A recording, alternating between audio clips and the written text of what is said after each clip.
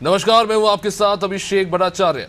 18वें लोकसभा चुनाव के नतीजे आज जारी हो गए और जो आंकड़े निकलकर सामने आए हैं उसको लेकर चर्चाएं चल रही है।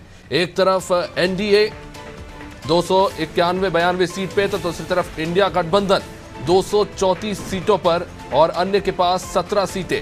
इन सब के बीच चर्चा है कि कौन सरकार बनाना है। प्रधानमंत्री मोदी ने अब से कुछ देर पहले भाषण देकर ही कह दिया है कि सरकार तो एनडीए की ही बनेगी। अब कल सरकार बनाने का दावा पेश कर सकती है एनडीए।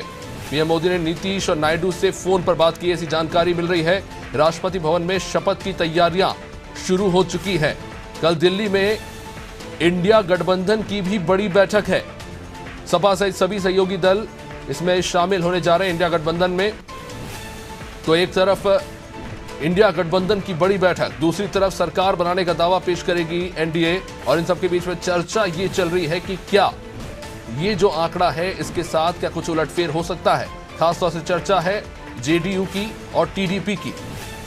लेकिन अगर ये दोनों पार्टियां भी एनडीए से छिटक कर अगर इंडिया गठबंधन आ जाए तो भी ये संख्या 262 से ज्यादा आगे नहीं जा रही, जबकि बहुमत की ये जो आंकड़ा है वो 273 है। तो ऐसे में चर्चाएं जरूर हैं, लेकिन जाहिर तौर पर आंकड़े इस वक्त यही बता रहे हैं कि एक बार फिर से प्रधानमंत्री नरेंद्र मोदी के नेतृत्व में एनडीए की सरकार बनने जा रही है। भले ही आंकड़े जो है इस बार बीजेपी के लिए अच्छे ना रहे हो, जो बहुमत मिला था पिछली बार उससे काफ़ी शॉर्ट रह गए हैं, 33 सीटें शॉर्ट। अब ऐसे में जाहिर तौर पर सभी के मन में सवाल है, लेकिन आज जानने की कोशिश करेंगे क्या हुआ उत्तर प्रदेश में, क्या हुआ मध्य प्रदेश में, जहां पर क्लीन स्वीप कर बीजेपी ने क्लीन स्वीप किया। उत्तर प्रदेश में जबरदस्त उलटफेर देखने को मिला। उसके अलावा अगर बात करें रायपुर की तो अपना पिछला प्रदर्शन दोहराया है। बड़ी मुश्किल से वहां कांग्रेस 2 सीटें जीती थी, लेकिन वापस जो है पासा पलट गया है। वहां पर बीजेपी ने 10 की 10 सीटें जीती हैं और 1 सीट कांग्रेस के हाथ में गई है। तमाम हमारे रिपोर्टर्स हमारे साथ जुड़ रहे हैं विस्तार जानकारी के साथ। लगातार आज फील्ड पर बने रहे जब तक काउंटिंग चलती रही। दुर्गेश यादव राजधानी भोपाल से हमारे साथ जुड़ रहे हैं, कुलभूषण ठाकुर रायपुर से, प्रवीण कुमार बरेली से और नीतीश मिश्रा बाराबंकी से हमारे सहयोगी जुड़ रहे हैं। दिन भर काउंटिंग चली, नंबर ऑफ राउंड्स चले, कई जगहों पर कांटे की टक्कर थी और जाहिर तौर पर जिस तरह के नंबर्स आ रहे थे एक समय पर कहना मुश्किल हो गया था कि क्या बहुमत का आंकड़ा पार होगा, लेकिन खैर वह नंबर भी पार हुआ। लेकिन इंडिया गठबंधन के जो नंबर्स हैं वो बहुत ज़्यादा बड़े हैं और इसमें सबसे बड़ा जो योगदान रहा है वो उत्तर प्रदेश का रहा है, जहां पर समाजवादी पार्टी 37 सीटें जीती है। वही दूसरी तरफ कांग्रेस जिसने इस बार वहां पर 7 सीटें जीती है, तो कह सकते हैं कि इंडिया गठबंधन ने वहां पर ज़बरदस्त जो है बढ़त हासिल की है। और उत्तर प्रदेश में ये जो चौंकाने वाले नतीजे आए वो कहीं ना कहीं एनडीए के ऊपर भारी पड़े हैं। तो सबसे पहले नीतीश जी के पास ही आना चाहूँगा। नीतीश जी, दिन भर काउंटिंग चली, कई सारे प्रत्याशी जीते भी, लेकिन ये ऐसी स्थिति है जहां पर पहली बार शायद कह सकते हैं कि जश्न दोनों तरफ बन रहा था। एक तरफ बीजेपी फिर से सरकार बना रही है इसलिए, और दूसरी तरफ समाजवादी पार्टी जो इतने बड़े आंकड़े के साथ अब राज्य में खासतौर से देखें तो लोकसभा चुनाव के हिसाब से सबसे बड़ी पार्टी बनकर उभरी है। जी अभिषेक, बिल्कुल हम आपकी बात तरीके से सहमत है। अगर बात करें उत्तर प्रदेश में तो उत्तर प्रदेश में अखिलेश यादव ने जो एक कमाल करके दिखाया है, और खासकर ये बात करेंगे कि जहां कांग्रेस को कोई बहुत बड़ी बढ़त नहीं मिली, लेकिन अखिलेश यादव ने एक बड़ा कमाल करके दिखाया। और ये कहीं ना कहीं वो चीज है जो 2022 के चुनाव में तमाम समाजवादी पार्टी के जो विधायक चुनाव लड़ रहे थे, विधानसभा के प्रत्याशी थे, उनकी फीस कहीं ना कहीं ये निकल कर आई है। इंडिया गठबंधन को एक बड़ा सपोर्ट मिल रहा है। तमाम बातें चलती रही, तमाम बातें सामने आती रही, लेकिन इन सबके बीच में जो इंडिया गठबंधन को साथ मिला, जो जनता ने उनके साथ दिया, ये कहीं ना कहीं एनडीए के लिए भारी पड़ता हुआ दिखाई पड़ रहा है। हालांकि ये बात अलग है कि प्रधानमंत्री मोदी ने अभी जो भाषण दिया, जो अपने कार्यकर्ताओं को संबोधित किया, उसमें भी उन्होंने ये स्पष्ट किया है कि आने वाले तारीखों में वो सरकार बनाने जा रहे हैं। लेकिन प्रदेश से होकर जाता है, ऐसे प्रदेश में जिस प्रकार के नहीं, आप पीछे हो जाओ, बोल रहा हूँ अनादि का बोर्ड में दिखना चाहिए। हो गया बस, ठीक है ठीक है, इतना लाइट की जरूरत नहीं, हो गया जी। लाइट की जरूरत नहीं। हल्का सा नीतीश, क्योंकि अब दिन भर इस पर चर्चा होती रही, बीजेपी प्रवक्ताओं ने अपने अपने तर्क दिए। ज्यादातर लोगों का ये कहना था कि जो इंडिया गठबंधन है उन्होंने जिस तरह के बयान दिए उसका प्रभाव पड़ा। आरक्षण को लेकर जो है गलत संदेश जनता के बीच में पहुंचाया गया, इस तरह के तमाम बातें की गई। लेकिन जमीनी हकीकत क्या है कहां पर बीजेपी का मामला फंसता नजर आया? क्या वो कैंडिडेट के सिलेक्शन को लेकर नाराजगी थी स्थानीय नेताओं के बीच में? क्या वो फैक्टर था कि एक तरफ जिस तरह से अखिलेश यादव ने जातियों को साधा है, और इस बार जैसे कि हमने देखा कि सिर्फ 5 यादवों को टिकट दिए गए, उसके अलावा कुर्मी, कुशवाहा और दलितों को सबसे ज्यादा प्रमुखता दी गई, तो कौन से वो फैक्टर्स थे जो समाजवादी पार्टी के पक्ष में गए और कांग्रेस के भी? क्योंकि कांग्रेस ने लंबे समय के बाद इतना बड़ा आंकड़ा उत्तर प्रदेश में हासिल किया, जहां हम चुनाव के पहले ये बात कर रहे थे कि राहुल गांधी या कांग्रेस कह लीजिए अमेठी भी जीत रहे हैं कि नहीं। अमेठी और रायबरेली तो जीते ही, साथ ही साथ बाराबंकी से लेकर तमाम दूसरी सीटें भी जीतते चले गए, 6 सीटें कांग्रेस वहां जीत गई। तो वो कौन से फैक्टर्स है? And let's not miss the point कि बसपा वाइप आउट हो चुकी है, मात्र 2% मतदान हुआ है इस बार बसपा के पक्ष में, और पूरी तरह से गायब है उत्तर प्रदेश से। जी अभिषेक, बिल्कुल हम आपको बताना चाहेंगे कि तो अगर बात करें एनडीए के प्रत्याशियों को लेकर, तो जो सिलेक्शन ऑफ कैंडिडेट था वो पूरी तरीके से गलत था। अगर बात करें तो अभी तक जो तमाम राजनीतिक पीड़ितों का साफ तौर पर कहना है कि भारतीय जनता पार्टी अगर लगभग 65% टिकटों में बदलाव कर देती तो ये परिणाम चौंकाने वाले हो सकते थे और कहीं ना कहीं भाजपा के पक्ष में हो सकते थे। बहुजन समाज पार्टी ने पूरे उत्तर प्रदेश में जिस प्रकार से कहीं ना कहीं इस बार वो कहा जाता था कि बीजेपी की भी पार्टी, लेकिन कहीं ना कहीं बसपा ने इस बार भारतीय जनता पार्टी का नुकसान किया, जिसका प्रत्यक्ष उदाहरण अगर देखा जा सकता है तो अयोध्या में सांसद लल्लू सिंह जो लगातार प्रयासरत थे, क्योंकि अयोध्या एक बहुत बड़ा मुद्दा बन चुका था समाजवादी पार्टी, कांग्रेस पार्टी और भारतीय जनता पार्टी के लिए, क्योंकि भारतीय जनता पार्टी लगातार अयोध्या के मुद्दे पर बात कर रही थी, लेकिन वहां से भारतीय जनता पार्टी के जो सांसद आ रहे हैं, लेकिन वहां पर देखा जा सकता है तो बहुजन समाज पार्टी के जो वहां के प्रत्याशी थे उन्होंने अच्छा खासा वोट हासिल किया, जिसके चलते कहीं ना कहीं साफ तौर पर कहा जा सकता है कि लल्लू सिंह वहां पर चुनाव हारे। लेकिन इन सब के बीच में अभिषेक हम आपको एक बात और भी बता दें कि तमाम भारतीय जनता पार्टी के जो नेता हैं वो सिर्फ इस बात को लेकर आश्वस्त थे कि प्रधानमंत्री नरेंद्र मोदी के चेहरे पर वो चुनाव जीत जाएंगे, और इस कारण से वो जनता के बीच में रह गए। इसके साथ साथ अखिलेश यादव के पीडीए ने निश्चित ही भरपूर कमाल किया है, और भारतीय जनता पार्टी के तमाम राजनीतिक नेताओं के जो बड़बोले बयान थे वो कहीं ना कहीं एनडीए को नुकसान पहुंचा रहे हैं। जिसमें सबसे पहला नाम अगर बात करेंगे तो अयोध्या के सांसद लल्लू सिंह का आता है, जिसमें लल्लू बयान सोशल मीडिया पर जमकर वायरल हुआ था। उसके बाद वो मीडिया के गलियारियों में वो खूब ज्यादा अखबारों की सुर्खियों में विराज, जिसमें उन्होंने संविधान बदलने की बात कही थी। हालांकि बीजेपी ने इसको लेकर तमाम अपनी बात सामने रखी, लेकिन कहीं ना कहीं वो डैमेज कंट्रोल नहीं हो पाया। और तो इस तरीके से अगर देखा जाए पूरे उत्तर प्रदेश में जो बहुजन समाज पार्टी का एक कोर वोटर था, जो भारतीय जनता पार्टी की तरफ हमेशा से आकर्षित रहता था, वो कहीं ना कहीं इस बार कांग्रेस और सपा के गठबंधन के साथ चला गया। निश्चित ही अभिषेक जी, जो उत्तर प्रदेश से आंकड़े आए वो साफ तौर पर बता रहे हैं कि जिस प्रकार से जातीय मुद्दों को लेकर बात चल रही थी और जिस प्रकार से अखिलेश यादव लगातार पीडीए और जातीय जनगणना को लेकर बात कर रहे थे, ये तो कहीं ना कहीं फैक्टर था ही। लेकिन इसके साथ ही जो वहां पर एक समय में समाजवादी पार्टी के तमाम नेताओं ने यह भी कहा था कि भारतीय जनता पार्टी लोगों को 5 किलो राशन देकर समाज को पंगु बना रही थी, लेकिन अब उन्होंने उसका ही सहारा लिया और उन्होंने कहा कि अब हम 10 किलो राशन देने जा रहे हैं। तो कहीं ना कहीं जनता उससे जुड़ी।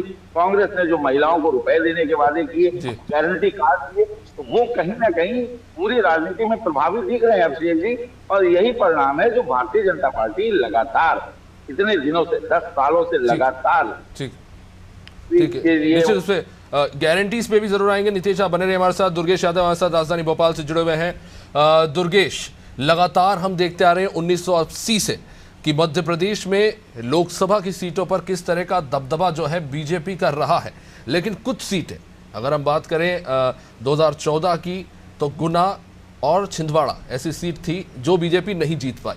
2019 आते आते गुना सीट से ज्योतिरादित्य सिंधिया हार गए, अब वो बीजेपी में बाद में शामिल हो गए। इस बार पूरी तरह से वाइप आउट हो गई है कांग्रेस। एक युवा नेतृत्व जीतू पटवारी के नए नए अध्यक्ष बने थे, उन्होंने जो उनके साथ मिलकर केंद्रीय नेतृत्व ने सीटें अलॉट की। दिग्विजय सिंह से लेकर तमाम बड़े नेताओं को पूरी ताकत कांग्रेस ने लगाई इस बार। और कहीं ना कहीं हम ये चर्चा कर रहे थे कि 2 से 3 सीटें शायद कांग्रेस जीत सकती है। जिस तरह से राजगढ़ में हमने देखा, जिस तरह से एग्रेसिवली प्रचार चल रहा था दिग्विजय सिंह से लेकर तमाम नेताओं का, तो कहीं ना कहीं ये लग रहा था। लेकिन अब जब नतीजे निकलकर सामने आए हैं, 29 सीटों पर पूरी तरह से वाइप आउट कर दिया है बीजेपी ने कांग्रेस को, तो क्या कुछ देखा आपने? कौन से वो फैक्टर्स रहे जो प्रभावी रहे बीजेपी की सफलता के पीछे? बिल्कुल, देखिए अभिषेक, जिस तरीके से मध्य प्रदेश में भारतीय जनता पार्टी ने चुनाव लड़ा है, खासतौर पर जिस तरीके से संगठन ने काम किया है, जिस तरीके से भारतीय जनता पार्टी का संगठन रिजल्ट भी दिया मध्य प्रदेश में, मिशन 29 जिस तरीके से इन्होंने संकल्प लेके चला था, यही वजह रही कि आज मध्य प्रदेश से जब परिणाम आए तो मध्य प्रदेश से भारतीय जनता पार्टी ने कांग्रेस का सफाया कर दिया। लगभग 40 साल बाद 1980 में ऐसा वाकया हुआ था जब कांग्रेस पार्टी, जब छत्तीसगढ़ राज्य अलग नहीं हुआ था, तब मध्य प्रदेश में 40 सीटें हुआ करती थी और कांग्रेस पार्टी ने तब 40 की 40 सीटें जीती थी। ठीक 40 साल बाद वही किस्सा दोहराया भारतीय जनता पार्टी ने और ये सब संभव हो पाया है। प्रदेश भाजपा अध्यक्ष विष्णुदत्त शर्मा के जो संगठन है, जिस तरीके से संगठन ने काम किया, खासतौर पर जो चर्चित चेहरे थे, खासतौर पर कांग्रेस पार्टी के 2 पूर्व मुख्यमंत्री कमलनाथ और दिग्विजय सिंह राजगढ़ से चुनावी मैदान में ताल ठोक रहे थे, तो वहीं कमलनाथ के बेटे नकुलनाथ छिंदवाड़ा थे और 45 साल तक कमलनाथ का यहाँ दबदबा रहा। लेकिन इस बार नकुलनाथ को भारतीय जनता पार्टी के विवेक बंटी साहू ने लगभग 1 लाख से अधिक वोटों से हराया। अगर हम बात करें बीजेपी के प्रत्याशियों की तो सब 29 सीटों में से सबसे ज्यादा 11,75,000 मतों से इंदौर से शंकर लालवानी ने जीत दर्ज की है। उसके बाद पूर्व मुख्यमंत्री मध्य प्रदेश के शिवराज सिंह चौहान जो विदिशा संसदीय सीट से चुनाव लड़ रहे थे, वो भी लगभग 8 लाख मतों से चुनाव जीते। उसके साथ ही गुना से ज्योतिरादित्य सिंधिया 5 लाख अधिक मतों से जीते। उसके साथ वीडी शर्मा 5 लाख से अधिक मतों से जीते। तो जिस तरीके से वीडी शर्मा का संगठन काम किया अभिषेक, उसके साथ ही मध्य प्रदेश के मुख्यमंत्री डॉक्टर मोहन यादव सरकार के जो विकास कार्य थे, खासतौर पर जिस तरीके से मोहन यादव ने अफसरशाही पर लगाम लगने के लिए एक लगातार तबादले किए थे और कई विकास कार्य कराए थे, कई फैसले लिए जो कहीं ना कहीं प्रभावी हो। उसके साथ ही मध्य प्रदेश की बात करें तो जिस मजबूती से बीजेपी संगठन लड़ा, उससे कहीं ना कहीं कांग्रेस पार्टी पीछे हुई है और कांग्रेस पार्टी का जो युवा नेतृत्व था कहीं ना कहीं असफल हुआ। जिस तरीके से मोहन यादव ने भी प्रयास किया था और प्रदेश का संगठन जो था कांग्रेस को तोड़ने के लिए, जिस तरीके से ये युद्ध हुआ, युद्ध के बीच ही उनके सेनापतियों को तोड़ा गया, कांग्रेस पार्टी को तोड़ा गया और यहाँ तक कि पूरी जिला की जिला कार्यकारिणी को भंग कर दिया गया। यहाँ तक कि उनके 3 विधायकों को शामिल करा लिया गया। तमाम जो यहाँ तक कि जो इंदौर से कांग्रेस के उम्मीदवार थे अक्षय कांति बम, उनको भी शामिल करा लिया गया। तो तमाम ये जो सारे फैक्टर थे अब से कि कांग्रेस को किस तरीके से मजबूत किया जाए, वही पीसीसी चीफ जीतू पटवारी अपनी जो कांग्रेस छोड़कर के नेता जा रहे थे उन्हीं को मनाने में जुटे हुए थे और इधर बीजेपी संगठन ने पूरी ताकत के साथ काम किया और लगातार काम किया और परिणाम सबके सामने है। अगर हम बात करें कि जिस तरीके से मोहन यादव और बीडी शर्मा की जोड़ी ने यहाँ पर कमाल किया है मध्य प्रदेश में, तो अब हम कह सकते हैं कि राजस्थान हो, गुजरात हो और खासतौर पर उत्तर प्रदेश को, जहां से प्रधानमंत्री नरेंद्र मोदी खुद चुनाव लड़ रहे थे, गुजरात गढ़ कहा जाता है बीजेपी को। उसके साथ ही राजस्थान में भी जिस तरीके से कांग्रेस पार्टी की सीटें आई हैं, तो यकीनन मध्य प्रदेश ने एक जो 29 सीट जीतने का लक्ष्य रखा था, उस जीत में कहीं ना कहीं सफल हुई है और बीडी शर्मा और मोहन यादव की जुगलबंदी काम आई है। जी, जो बात हो रही थी इंदौर सीट को लेकर, उस पे आना चाहूंगा कि 2 रिकॉर्ड बने हैं इंदौर में, बड़े दिलचस्प रिकॉर्ड है। एक 10 लाख वोटों से शंकर लालवानी जीतते हैं और उसी सीट पर एक और रिकॉर्ड बना है, नोटा पे 2,18,000 वोट पड़े हैं। तो क्या एक तरह की कांग्रेस के लिए मॉरल विक्ट्री मान सकते हैं कि इतने लोगों ने विरोध में वोट दिया, किसको चुना नहीं? बिल्कुल अभिषेक, देख लेते हैं। तो चूंकि इंदौर परंपरागत सीट रही है भारतीय जनता पार्टी की और भारतीय जनता पार्टी लगातार इंदौर से जीत दर्ज करते आ रही है। यही वजह है कि शंकर लालवानी, क्योंकि इस बार उनके सामने कोई प्रतिद्वंदी नहीं था, जो प्रतिद्वंदी था कांग्रेस पार्टी का वो भारतीय जनता पार्टी में शामिल हो गया था और अपना नामांकन वापस ले लिया था। कांग्रेस पार्टी ने कहा था कि हम नोटा को प्रमोट करेंगे, हम नोटा को वोट देने की अपील करेंगे। उसके साथ ही कांग्रेस पार्टी ने अभियान भी चलाया था और जिस तरीके से जो नोटा का सर्वाधिक वोट पाने का आंकड़ा था वो बिहार में था, 50,000 से अधिक 50,000 वोट नोटा को मिले थे। लेकिन रिकॉर्ड मत पूरे देश भर में 2 लाख से अधिक नोटा को वोट इंदौर में पड़े हैं। अगर हम बात करें अच्छे कांग्रेस पार्टी के कोर वोटर की, तो इंदौर में 5 लाख कांग्रेस पार्टी का कोर वोटर है। तो कहीं ना कहीं कांग्रेस पार्टी का वही पूरा वोट नोटा को नहीं मिला है। इंदौर वासियों का यही मानना था कि जब भारतीय जनता पार्टी लगातार यहां से जीत रही थी तो भारतीय जनता पार्टी को, कांग्रेस पार्टी के उम्मीदवार को अपनी पार्टी में शामिल नहीं कराना चाहिए था। वहीं उसके बावजूद जो कांग्रेस के कार्यकर्ता थे, जो कांग्रेस को वोट देने के लिए लोग थे, उनमें कहीं ना कहीं निराशा जगी। जब कांग्रेस पार्टी का कोई उम्मीदवार ही नहीं है तो वोट डालने ही लोग नहीं निकले और जो निकले भी उन्होंने नोटा को वोट किया और नोटा को इतने ज्यादा वोट कर दिए कि नोटा ने इंदौर से भी रिकॉर्ड बनाया है। आपसे जी, काफ़ी सारे रिकॉर्ड बने, खासतौर से जिस तरह से मध्य प्रदेश में बीजेपी के प्रत्याशी 8 लाख, 5 लाख, 7 लाख के मार्जिन से जीते हैं। तो आंकड़े अभी उनका विश्लेषण हो रहा है। खैर, अब रायपुर का रुख कर लेते हैं। रायपुर से हमारे सहयोगी कुलभूषण इस वक्त हमारे साथ जुड़े हुए हैं। कुलभूषण, रायपुर में चुनाव नतीजे कुछ वैसे ही रहे जितना एंटिसिपेट किया जा रहा था। एक सीट कांग्रेस के पास कोरबा की और बाकी 10 सीटों पर जीत भूपेश बघेल से लेकर चाहे दूसरे तमाम नेताओं कवासी लखमा, जिनसे शायद उम्मीद की जा रही थी कि शायद टक्कर देंगे, लेकिन ऐसा कुछ भी देखने को मिला नहीं। क्या रहा छत्तीसगढ़ में चुनाव का हाल? कुलभूषण आप अनम्यूट कीजिए, आपका ऑडियो नहीं आ रहा है। जो मैं बता दूं कि एग्जिट पोल जो था वो छत्तीसगढ़ में एग्जिट पोल ही रहा। तो बता दें कि जो पहले ही अनुमान लगाया गया था कि 10 सीट जो है वो भाजपा को मिलनी है और एक सीट जो है वो कांग्रेस के पास में आनी है, और वही सीट आई कोरबा की, जो ज्योत्सना महंत की जो सीट थी जिसको लेकर बड़े दावे थे। क्योंकि वो महंत जी का जो है वो गढ़ रहा है, कोरबा उनका क्षेत्र रहा है, तो वो सीट उनको आनी थी। एक बड़ा दाव था कि पूर्व मुख्यमंत्री भूपेश बघेल जो है वो बड़ी टक्कर यहाँ पर देंगे और वो जीत दर्ज करेंगे, ऐसा बड़ा दाव वहां पे लगाया जा रहा था। उसी के साथ साथ कवासी लखमा जो अपनी सीट आज तक उस सीट से कभी वो हारे नहीं थे, वो इस बार हार गए हैं। और पूर्व मुख्यमंत्री रहे और भूपेश बघेल वो हार गए हैं। तो बड़ा झटका, ये बात तो है कि बड़ा झटका जो है वो कांग्रेस को लगा है, क्योंकि वो 6 सीटों की तो दावे कर ही रही थी कि 6 और 5 का आंकड़ा रहेगा, 6 सीटों में हम मजबूती से आ रहे हैं करके। लेकिन जिस तरह से हार जिस तरह से मिली है, जिस तरह से जो एग्जिट पोल का जो आंकड़े थे वो एकदम एग्जैक्ट पोल की तरह से आए हैं। हमने इसको लेकर जब बात की, कांग्रेस से भी बात की थी, जो उनको तो उन्होंने भी कहा था कि जो आंकड़े हैं आखिर घूम फिर के वही उन्होंने बात की कि वही ईवीएम का कुछ हो सकता है, या उसमें तो कुछ घोटाले की बात की उन्होंने कि ईवीएम का की वजह से हो सकता है। क्या समीकरण है, हम अपनी मीटिंग करेंगे, उसमें बैठ के उसको चर्चा करेंगे कि किस तरह से हमारी हार हुई। वहीं भाजपा का इसमें कहना था कि ये आंकड़े हमने पहले से ही लगा रखे थे, हमने पहले ही कह दिया था कि 11 की 11 आएंगी। हाँ, एक सीट उन्होंने माना। जब हमने डिप्टी सीएम विजय शर्मा से भी बात की तो उन्होंने भी ये कहा कि हाँ, एक सीट पे हम थोड़े से चूके हैं, इसको लेके भी हमारी एक समीक्षा होगी कि कहाँ हम चूक गए, उस चीज को लेकर हम आगे भी चर्चा करेंगे करके। अभी तक के अगर मैं बताऊं तो जिस जीत का जश्न जो है वो भाजपा कार्यालय में निरंतर वहां पे जारी था।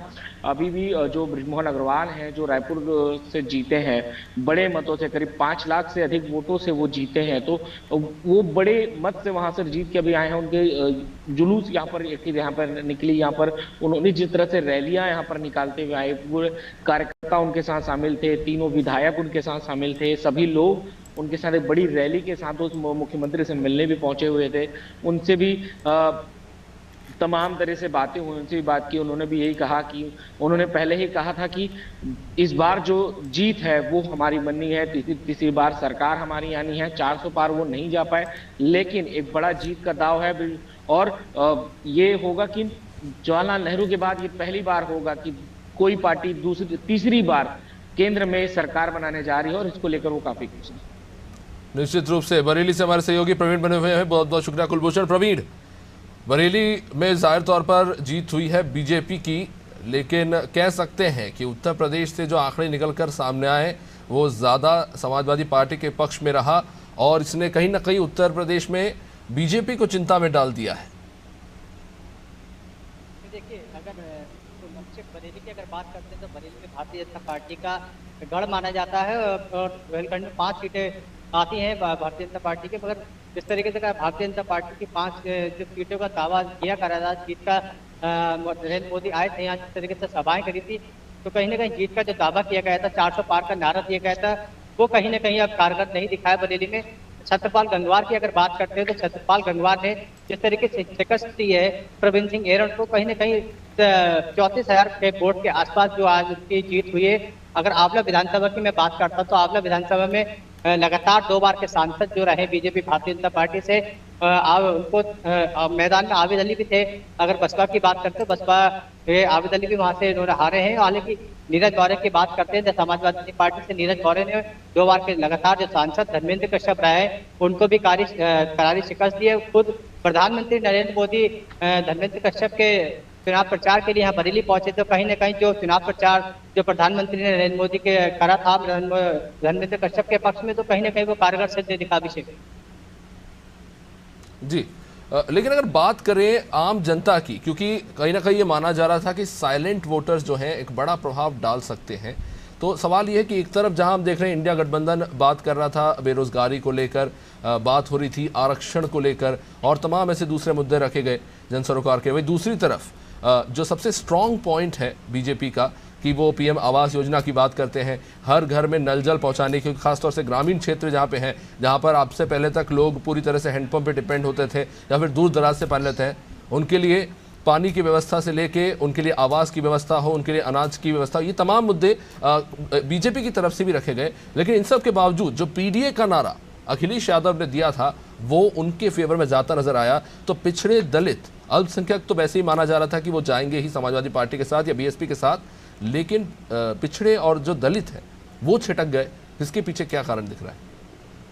देखिए, इस बार का जो वोटर्स जा रहा है भारतीय जनता पार्टी की, हम बात करते हैं आंवला विधानसभा की, आंवला लोकसभा की करते हैं, तो आंवला लोकसभा में जिस तरह से इस बार 7 मई को जो मतदान हुआ था, तो कहीं ना कहीं जो वोटर्स था वो इस बार कहीं ना कहीं साइलेंट दिखा था। किसी तरीके से ये नहीं लग रहा था कि किस तरीके के पक्ष में इस बार वोटिंग की गई। अगर प्रधानमंत्री आवास योजना के विषय का आपने बात करी है, तो प्रधानमंत्री आवास योजना की अगर बात करते हैं तो यहाँ कई क्षेत्र ऐसे हैं जिनको प्रधानमंत्री आवास योजना का वादे किए गए हैं, मगर उन लोगों को आवास दिए गए हैं जो उसके लाभार्थी नहीं है और उनको आवास दिए गए हैं। बहुत बहुत शुक्रिया सभी का। तो जाहिर तौर पर जो आंकड़े निकलकर सामने आ रहे हैं वो कहीं ना कहीं एक संदेश देने की कोशिश कर रहे हैं। 10 सालों के बाद सबसे ताकतवर रही बीजेपी और उनके सहयोगी दल एनडीए जो इस बार 292 के आंकड़े पर पहुंच रहे हैं, वही इंडिया गठबंधन अभी तक कुछ सीटों पर काउंटिंग चल रही है, लेकिन ये जो रुझान निकल कर आ रहा है वह 234 पर आंकड़ा पहुंच गया है। वही 17 अन्य जीते हैं। अब चर्चा यही है कि एक तरफ कल दो दलों की बैठक होने जा रही है, एक तरफ इंडिया गठबंधन के तमाम दिग्गज दिल्ली में जुटेंगे, तो वही दूसरी तरफ माना जा रहा है कि एनडीए जो है कल दावा पेश करेगी राष्ट्रपति के पास सरकार बनाने का। लेकिन इन सब के बीच में ये देखना काफ़ी दिलचस्प होगा कि कहाँ पर चीज़ें बिगड़ी हैं, क्योंकि अभी भी अगर देखा जाए तो काफ़ी सारी चीज़ें हैं जो गौर करने वाली है। एक तरफ अगर बात करें कांग्रेस की, तो कांग्रेस के नंबर ज़रूर बढ़े हैं, 56 से सीधा अब 100 के करीब जो है कांग्रेस पहुंची है, तो एक बड़ा लीप कांग्रेस से ज़रूर मिला है। लेकिन गौर करने वाली बात यह भी है कि जहां जहां पर कांग्रेस की राज्य में सरकार रही है वहां पर वैसी सफलता नहीं मिलती नजर आई और उनके सहयोगी दलों को भी नहीं मिलती नजर आई। भले अगर हम बात करें दिल्ली की, तो जहां पर आम आदमी पार्टी की सरकार है वहां पर क्लीन स्वीप किया है बीजेपी ने, 7 की 7 सीटें जीती है।